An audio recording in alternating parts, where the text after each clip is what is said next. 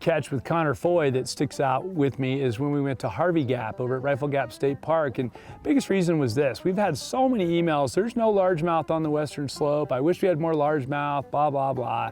And I understand that totally. Largemouth's my favorite freshwater fish, so I can certainly understand those emails. And so we finally got in the boat with Connor to go check out Harvey Gap, and we caught a bunch of fish, but we weren't really catching big largemouth like I was hoping to catch. I knew there was at least a couple of them in there.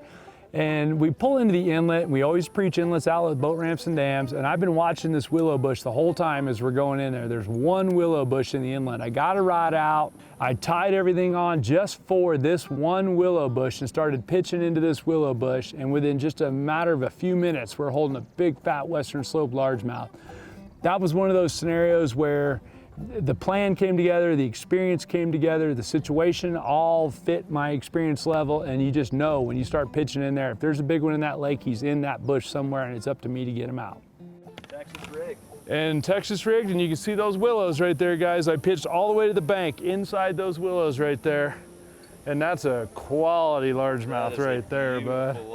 Booyah! Another day that sticks with us is one of my absolute favorite places to fish. Certainly it's Camera Guy's Tim high on his list of favorite places to fish, and that's at North Delaney Buttes. It's a state wildlife area. Colorado Parks and Wildlife does a fantastic job of managing that lake for brown trout.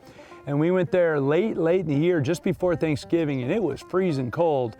And we didn't take a boat, we just waited out. There was heavy low skies, and I was throwing the old big floating Rapala. This was several years ago, and they make a big floating, a number 11 or number 13 floating Rapalas we were throwing that day.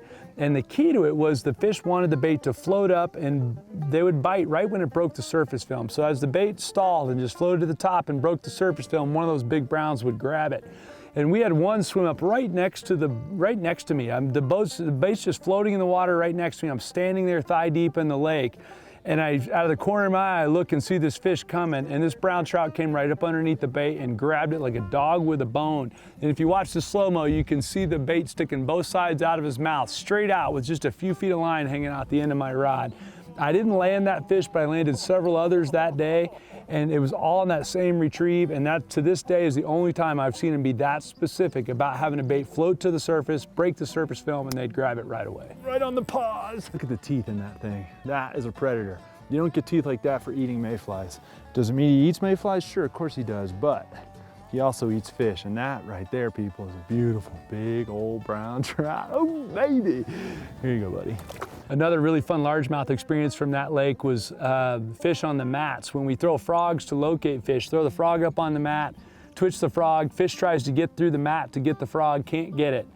Reel the frog up real quick, drop that rod on the deck of the boat, pick up the big jigging pig, throw it right back to him, it disappears in the mat, and whack, you got him. And again, to recognize the scenario and to make that whole thing go together like it is, to realize that that fish is still there, he's still looking for something to eat, and you just pulled the frog away from him, and to execute on the, on the first pitch and put him right in the boat just like that is really fun. And as far as clips go for filming television, that continuous sequence all the way through there with me laughing is a really fun way to get after it. And it hopefully illustrates to you, the viewer, how the whole thing transpired rather than chopping it up and editing it together.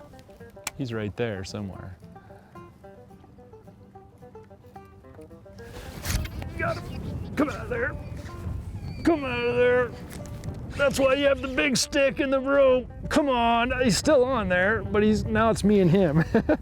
Okay, pick the poles up, we'll go to him. He ain't even that big of a fish, I don't think, but he's on there, there we go. Come out of there. If you guys wanna know why we use 65-pound braid, now you know, it's actually a decent fish. Come here, fish, he's gonna come around right here. I'm gonna swing him, the cabbage, the whole 9 yards up in the boat. Got you, sucker. There's my big old Berkeley power chunk right there, guys. You want a close-up of the power chunk. Sapphire blue, you can see that because look at the light, look at the color of the water. And look at that, guys, right there. That's what I'm talking about. That's a nice one. That's a fat, I mean, for Boyd Lake here, that's a real nice fish. Boyd Lake State Park representing. Guys, I want to point out real quick too that we run guide trips here. And if you want to come take a swing at some of these, you can do that yourself.